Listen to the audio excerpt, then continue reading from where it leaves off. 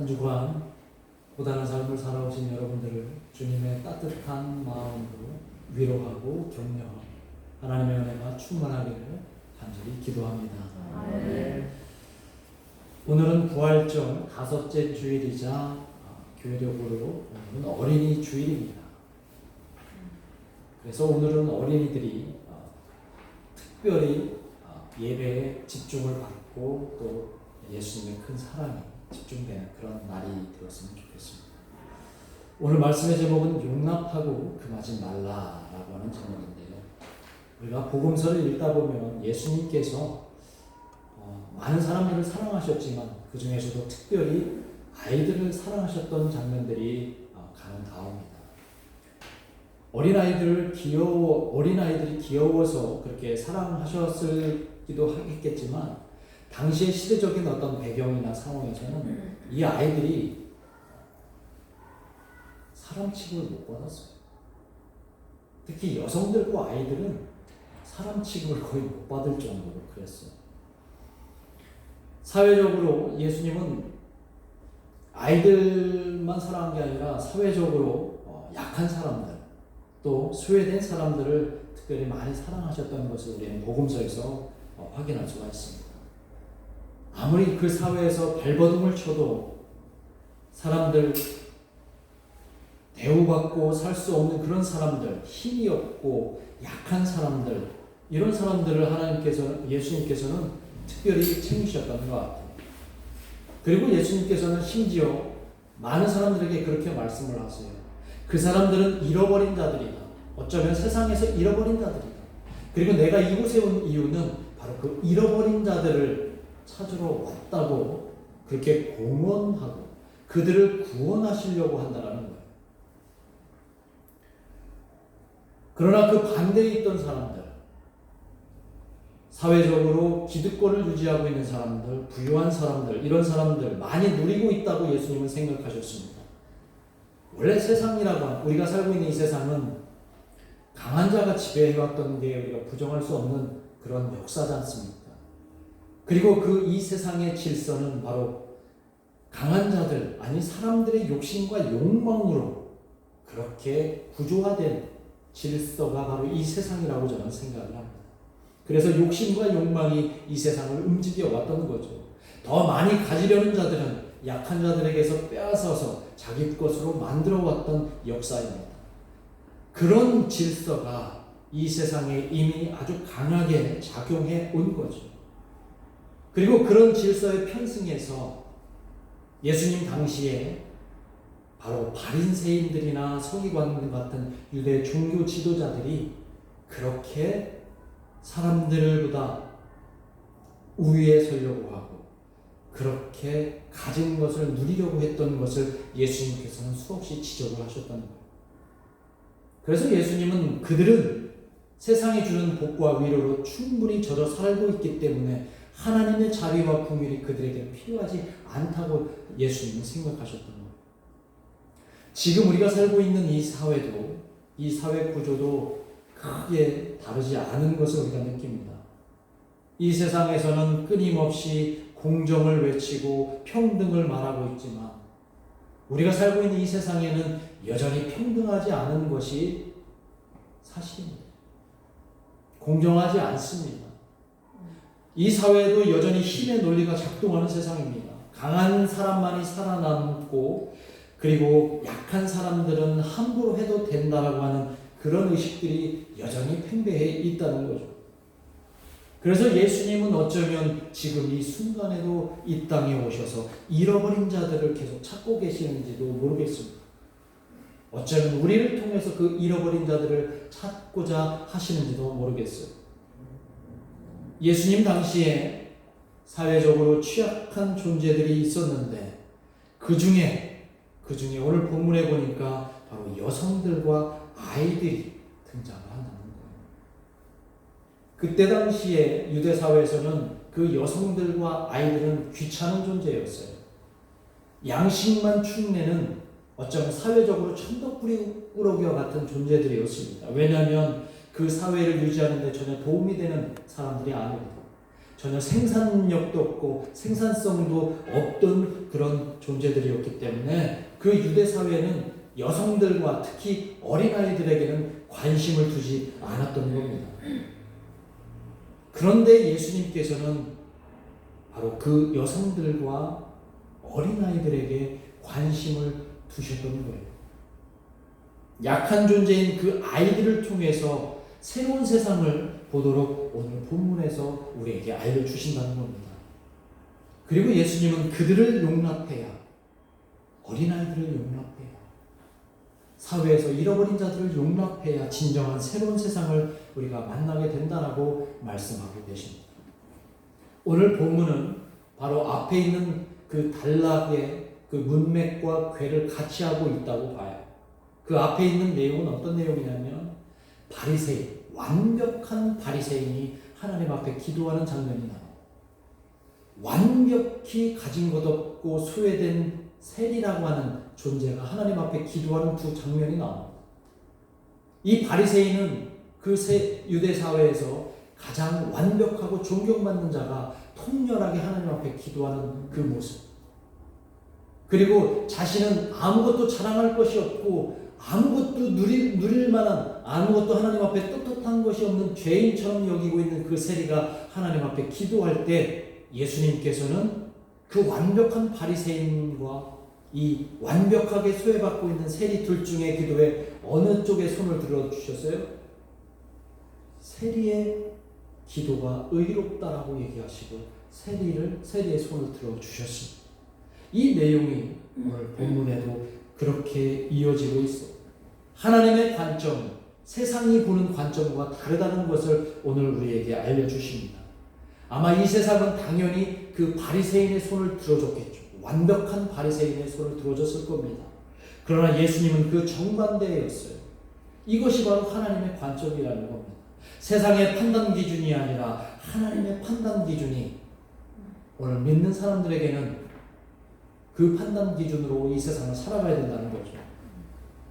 예수님은 이 땅에 오셔서 하나님의 나라를 사람들에게 전하셨습니다. 그리고 그 나라는 스스로 낮아지는 사람들이야 높아질 수 있는 나라고, 스스로 높아지려고 하는 사람이면 낮아진다라고 하는 새로운 질서를 세우는 곳이 바로 하나님의 나라예요.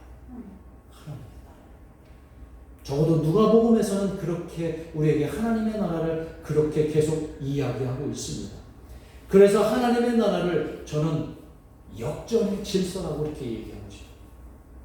이 세상 사람들이 갖고 있는 기존의 사고방식을 완전히 뒤집어 엎는 역전의 질서가 바로 하나님의 나라다.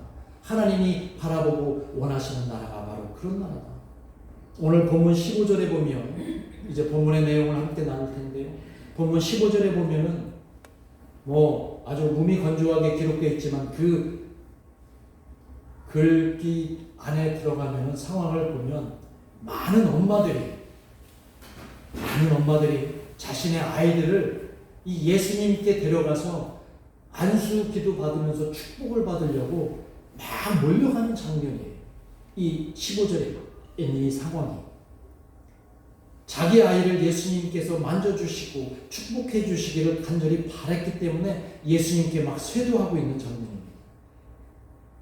모든 엄마들이 자신의 아이를 이 예수님께 축복받게 하겠다라고 하는 그런 훈훈한 장면이 아닌 거예요. 이 장면은 어떤 장면이냐면 이미 사회로부터 무관심하고 냉대받고 있는 자신들의 처지를 이 아이들에게 되물림하지 않는 그런 세상을 만나고 싶어서 예수님께 달려가서 축복받으면 이 아이들은, 사회로부터 전혀 관심받지 못하는 이 아이들은 그래도 자신들보다 나은 삶을 허락받을지 않겠나.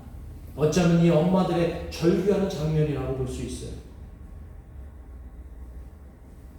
아까도 말씀드렸지만 여성들과 아이들은 그 당시 사회에서는 사람 취급을 못 받았다니까요. 오병이어 사건 우리가 기억하시죠? 5,000명 정도의 인원이 참여했다고 했는데 사실은 그 5,000명이라는 숫자는 남자 장정들만 개수된 거고 어린아이와 여자들은 빠져버릴 정도로 그렇게 사람 머리 숫자에도 끼지 못하는 것이 여성들과 아이들이었다는 거죠.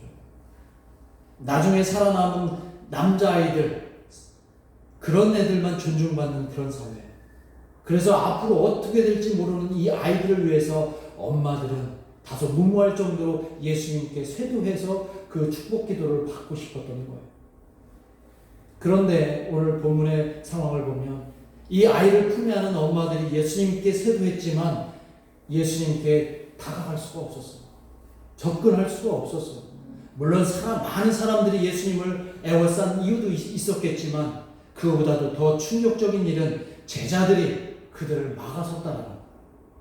오늘 본문에 보면 제자들이 그 엄마들, 아이를 품고 예수님께 다가오는 그 엄마들을 막아섰습니다. 어디 감히 여자들이, 아니 애들까지 데리고서 말이야 예수님께 이렇게 쇄도하는데, 예수님 그렇지 않아도 예수님이 너무나 지금 피곤하고 사역 때문에 힘드신데 아마 그런 의도였을까요? 아니면 예수님의 이 축복 기도를 아무나 받는 줄 아느냐는 식으로 그렇게 제자들이 막았던 걸까요? 예수님께 나왔던 이 아이 엄마들은, 적어도 제자들은 자신들이 이 아이를 향해서 품고 있는 그 여망을 들어줄 줄 알았는데 오히려 자신들을 막아서는 그 제자들 앞에서 또다시 절망했을 겁니다. 이 사회가 그 여인들을 절망시키고 이제 제자들이 또 그 여인들을 절망시키는 것 아니겠습니까? 그러면서 속으로 그랬겠죠. 아니 이놈의 세상도 자신들에게 너무나 가혹한데 어찌 예수님의 제자들이라는 작자들이 이렇게 우리한테 모질단 말인가? 아이들을 위한 길이 닫혀버리고 말한 거예요. 예수님께 가는 그 길이 세상 길과는 전혀 다를 줄 알았는데 제자들에 의해서 그 길이 닫혀버리고 말았다. 이 여인들은 아마 절망하고 탄식했을 것입니다. 오늘 본문을 보면 이 제자들이 그 여인들이 안고 있는 아이들을 향해서 어떻게 했다고 얘기해요? 꾸짖었다고 해요. 꾸짖었다. 가로막는 것도 부족해서 이제는 꾸짖었다고 얘기를 합니다. 그래서 제가 이 꾸짖었다는 도대체 어떻게 꾸짖었는가 궁금해서 원어를 찾아봤더니 이 원어가, 헬라어 원어가 어떤 단어냐면 에피티마우라는 단어예요. 충격적입니다. 저는 이 에피티마우라는 단어를 보고서 충격을 받았어요. 제자들이 그 여인들과 아이들을 향해서 에피티마우라는 단어를 사용했는데 이 단어는 주로 예수님께서 귀신 들린 자들에게 귀신을 쫓아내실 때 사용했던 단어가 에피티마우예요. 마가복음 6장에 보면은 예수님과 베드로가 한번 멱살 움켜잡는 장면 기억하십니까? 그런 장면이 나와요. 6장에서. 이때 예수님께서 베드로에게 에피티마오 얘기했고 베드로도 예수님을 향해서 에피티마오 얘기를, 사탄아 물러가라, 마귀야 물러가라. 그런데 그건 순화돼서 하는 말이고 이 에피티마오라는 말은 심한 욕설과 같은 얘기예요. 지금 제자들이 그 여인들을 향해서 이렇게 심각한 단어를 사용하면서 그 길을 막았던 겁니다. 그들은 누굽니까? 막았던 자들이 누구예요? 예수님의 제자들입니다. 이 세상을 구원하러 오신 그 예수님의 제자들이라는 거예요. 오늘 우리 한국교회에서 소위 예수님의 제자라는 의식을 갖고 신앙생활하는 사람들, 많은 사람들 가운데 예수님께 다가오는 많은 사람들을 혹시 이런 식으로 막고 있는 건 아닌지, 오늘 이 장면이 너무나 이렇게 유비가 됩니다. 자, 그렇다면 그들은 과연 무엇 때문에 그 여인들을 막아선 걸까? 정말 예수님을 위해서 한 걸까요? 아니면 그 당시 사회 질서가 만들어 놓은 그 질서에 순응하느라고 그렇게 했던 것일까요? 하찮은 존재가 예수님께 접근하는 것을 막았던 그런 이유에서 했던 것일까요? 그렇다면 그들은 정말 예수님의 마음을 제대로 읽었던 것일까요? 예수님의 뜻을 온전히 알고서 그들은 예수님을 옆에서 보좌하고 사역을 같이 협력했던 것인가? 오늘 우리도 다시 한번 이런 점에서 우리 스스로를 돌아볼 수 있기를 주님의 이름으로 축원합니다. 자, 이 모습을 지켜보시던 예수님께서 가만히 있지 않으시고 드디어 나서십니다. 제자들이 막은 그 장벽을 예수님께서 당장에 허물어 들이십니다. 자신에게 다가오는 이 아이들과 엄마들을 예수님은 아무런 이유 없이 그대로 다 용납하세요. 다 받아들이십니다. 그리고 가까이 부르십니다. 그리고 예수님의 눈은 이제 주변 사람들이 아니라 오로지 여인들과 아이들에게만 집중하고 있어요. 그래서 예수님께서 16절에서 이렇게 말씀하시잖아요. 어린 아이들이 내게 오는 것을 용납하고 금하지 말라. 하나님의 나라는 이런 자의 것입니다. 아멘입니까? 아멘. 하나님의 나라는 이런 자의 것이다. 어린아이들이 내게 오는 것을 용납하고 금하지 말라. 마치 감동적인 어떤 드라마의 한 장면 같지 않아요? 그렇죠? 그 상황이 요 3절밖에 안 되지만 아마 우리 그 본문 너머에 있는 이 장면은 엄청난 사건인 거죠. 예수님은 그곳에 있는 모든 사람들에게, 특히 제자들에게 똑바로 들으라고 이 말씀을 하신 거예요. 책망의 말씀입니다. 온 우주를 품을 하나님 나라의 주인은 바로 여기 나를 향해서 쇄도한 저 여인 같은 약한 어린아이들이라고 그렇게 선언하고 계시는 거예요. 그러니까 세상 질서와는 전혀 다른 저 약하디 약한 어린 아이들에게 새로운 세상, 하나님의 나라가 시작될 것이라고 말씀해 주시는 것입니다. 이 말씀은 아주 충격적인 언어적인 사건이에요. 언어적인 사건. 이것은 강자의 논리로 철저하게 무장한 이 세상을 향해서 예수님이 던지신 그런 폭탄과 같은 선언이라는 것입니다. 물론 그렇다고 아이들만 하나님 나라에 들어갈 수 있다는 그런 말씀은 아니에요. 예수님은 죄로 인했든 아니면 사회적인 어떤 큰 구조와 장벽으로 인했든 스스로 자원한 것이 아닌 자기 의지와 상관없이 약해진 사람들에게 이 세상이 관심 없음을 질타하시는 겁니다. 이 세상은 강하고 완벽한 사람만 선호하는 거예요. 하지만 하나님의 나라는 가장 약한 사람이 그 나라의 주인공이 될 수 있음을 오늘 우리에게 알려주신 것입니다. 그들은 세상의 위로를 받지 못하기 때문에 예수님의 위로를 받아야 되고 하나님 나라의 주인공이 될 수 있는 것이죠. 저와 여러분도 어느 쪽에 서 있는지는 잘 모르겠습니다. 그러나 우리는 모두 하나님의 자녀들이고 충분히 하나님 나라에 들어갈 수 있는 자격이 있는 사람들입니다. 우리는 모두 하나님의 똑같은 자녀들이에요. 하나님 보실 때 우리는 모두 똑같습니다. 차별을 당할 이유는 전혀 없습니다. 그런데도 이 세상은 여전히 차별하고 또 편을 가르고 있습니다. 특히 아이들 같은 약한 존재들에게 이 세상은 너무나 가혹합니다. 아이들은 얼마나 순수합니까? 그렇죠? 오히려 세상에서 약한 사람들이 순수해요. 아이들은 다 수용할 수 있습니다. 이해관계를 잘 따지지 않습니다. 힘의 논리로 이 세상에 접근하지 않습니다. 그러다 보니까 강자들의 먹잇감이 되는 거예요. 강자들의 표적이 되는 겁니다. 예수님은 그래서 이 세상 논리와 맞지 않지만 이 순수하고 순전함 때문에 하나님의 나라를 만나야 할 존재로 오늘 본문에서 어린아이들을 본보기로 세운 것이죠. 이 세상은 여전히 우리 의지와 상관없이 열악한 삶을 살아가는 사람들이 너무나 많습니다. 자기 의지와 상관없이. 그들에게 하나님의 위로가 필요합니다. 그들이 바로 하나님 나라의 주인공이 될 가능성이 있습니다. 하나님의 자비와 긍휼이 그들은 있는 곳으로 달려가야 하는데 그곳이 바로 교회였으면 좋겠습니다. 그리고 우리 수면신 교회였으면 좋겠습니다. 하나님의 자비와 긍휼이 넘쳐나는 곳, 그곳이 바로 우리 교회. 우리 교회는 바로 그런 사회적으로 열악한 사람들, 어린 아이들 용납하고 또 그 아이들을 수용할 수 있어야 될 줄로 믿습니다. 오늘 예수님께서는 어린 아이들의 장점을 말씀해 주세요. 그런 사람들의 장점을 이야기해 주시는데 그들은 잘 수용한다는 거예요. 계산적이지 않다는 거예요. 17절 말씀을 한번 같이 읽어보겠습니다. 시작. 내가 진실로 너희에게 이르노니 누구든지 하나님의 나라를 어린아이와 같이 받아들이지 않는 자는 결단코 거기 들어가지 못하리라. 우리 교회는 어린아이와 같은 약하고 힘이 없는 이들이 나오는 것을 기꺼이 용납하는 교회가 되기를 주님 안에서 소망합니다. 예수님 분명히 말씀하셨잖아요. 한 영혼이 천하보다 귀하다고 말씀하셨습니다. 그 영혼은 어른도 아이들도 예외가 아닙니다.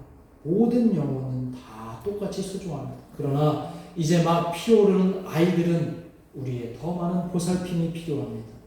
왜냐하면 그들이 장차 우리의 미래이고 우리의 미래를 이끌어갈 존재니까요. 오늘 어린이 주일을 맞이해서 우리는 어린아이들의 그 약함을 충분히 용납하는 그런 교회가 되기를 원합니다. 그들의 겸손을 배우는 우리 교회와 성도님들이 되었으면 좋겠습니다. 적어도 우리 교회는 모든 걸 용납하고 특히 약한 존재에 대해서 사랑으로 더욱 감싸주는 교회가 되기를 간절히 축원합니다. 기도하겠습니다. 이 시간 우리 합심해서 기도합니다. 어린이 주일 맞이해서 우리 어린이들 생각하고 그들 축복하시고 특별히 우리 교회가 정말 모든 장벽을 허물고 사회적으로 어렵고 힘든 사람들이 예수님의 그 위로를 받기 위해서 올 수 있게 해달라고 이 시간 함께 기도하겠습니다.